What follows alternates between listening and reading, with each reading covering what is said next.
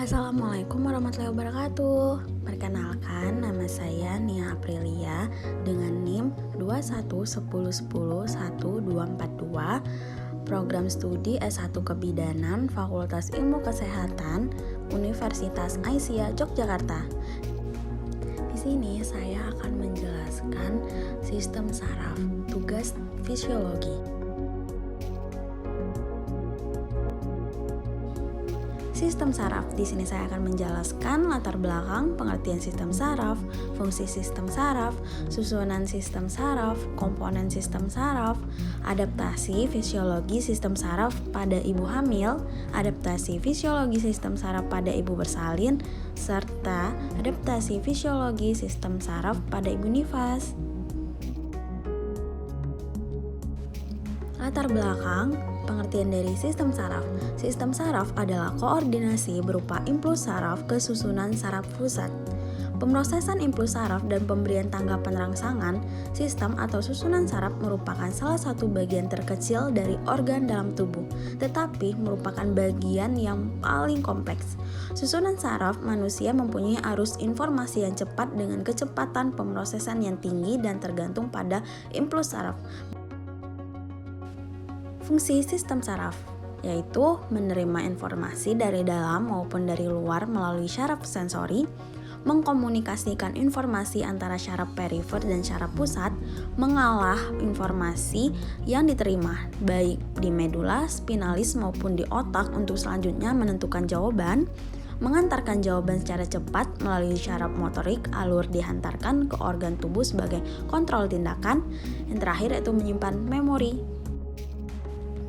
Susunan sistem saraf. Di sini sistem saraf itu ada sistem saraf pusat dan sistem saraf tepi.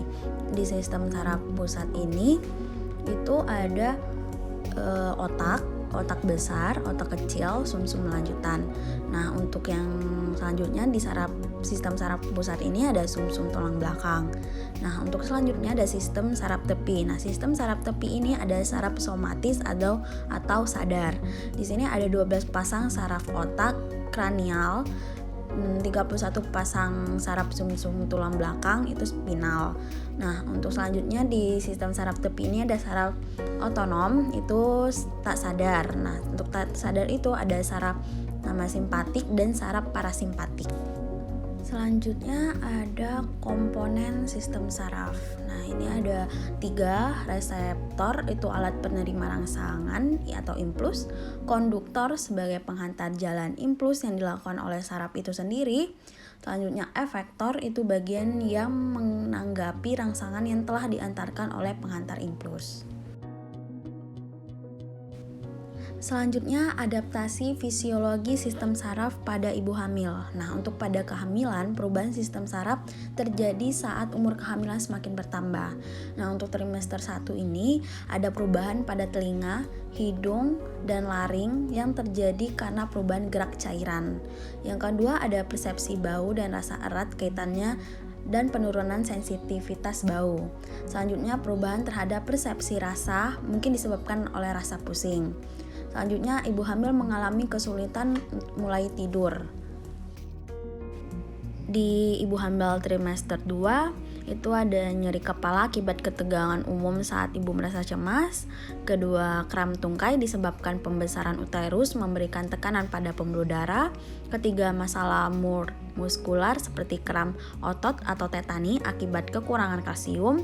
Yang keempat, pusing seperti melihat kunang-kunang disebabkan hipotensi spina syndrome atau vena cava syndrome. Hal ini terjadi karena ketidakstabilan fasa motor dan hipotensi postular, khususnya setelah duduk atau berdiri pada periode lama.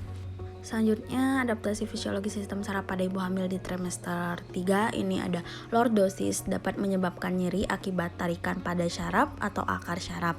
Sering kesemutan disebabkan postur tubuh ibu. Selanjutnya ada pembengkakan yang melibatkan saraf, prefer, dan tangan. Selanjutnya kaku pada bahu yang membungkuk akibat tarikan segmen flexus brachialis. Selanjutnya ada acroestesia atau kaku dan gatal di tangan yang timbul akibat posisi bahu yang membungkuk. Keadaan ini berkaitan dengan tarikan segmen flexus brachialis. Selanjutnya adaptasi fisiologi sistem saraf pada persalinan. Jadi di sini ada nyeri persalinan. Yang pertama, rasa nyeri pada alat tubuh di daerah pelvis, terutama pada daerah trunctus genitalia interna, disalurkan melalui susunan saraf simpatik menyebabkan kontraksi dan vasokontraksi. Yang kedua, sebaliknya, saraf parasimpatik mencegah kontraksi dan menyebabkan vasodilatasi. Oleh karena itu, efeknya terdapat terhadap uterus, yaitu bahwa simpatik menjaga tonus uterus, sedangkan saraf parasimpatik mencegah kontraksi uterus, jadi penghambatan tonus uterus. Yang ketiga, pengaruh dari kedua jenis persarafan ini menyebabkan kontraksi uterus yang intermittent. Rangkaian susunan saraf simpatik daerah pelvik terdiri dari 3 rangkaian, yaitu rantai sacralis, plexus hemorrhoidalis superior, dan plexus hypogastrik superior.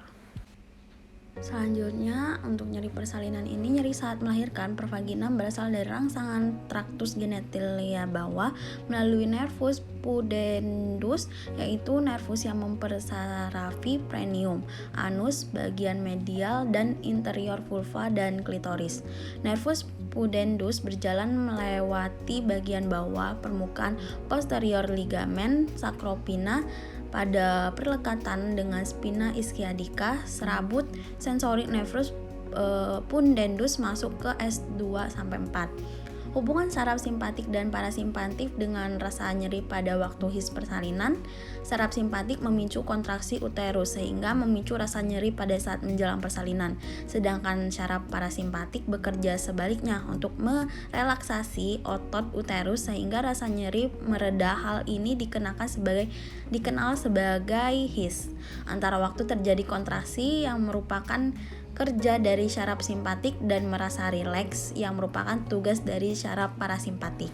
Selanjutnya ada adaptasi fisiologi sistem saraf pada ibu nifas. Sistem saraf pada postpartum biasanya tidak mengalami gangguan kecuali ada komplikasi akibat dari pemberian anestesi spinal atau penusukan pada anestesia epidural dapat menimbulkan komplikasi penurunan sensasi pada ekstremitas bawah. Klien dengan spinal anestesia perlu tidur selama 24 jam pertama kesadarannya biasanya. Perubahan neurologis selama puerperium merupakan kebalikan adaptasi neurologis yang terjadi saat wanita hamil dan disebabkan trauma yang dialami wanita saat bersalin dan melahirkan. Nyeri kepala pasca partum bisa disebabkan berbagai keadaan, termasuk hipertensi akibat kehamilan, stres, dan kebocoran cairan cerebrospinalis ke dalam ruang tulang punggung untuk anestesi. Lama nyeri kepala bervariasi dari 1-3 hari, beberapa minggu, tergantung pada penyebab dan efektivitas pengobatan. Sekian dari saya penjelasan sistem saraf untuk memenuhi tugas fisiologi S1 kebidanan lintas jalur. Terima kasih. Wassalamualaikum warahmatullahi wabarakatuh.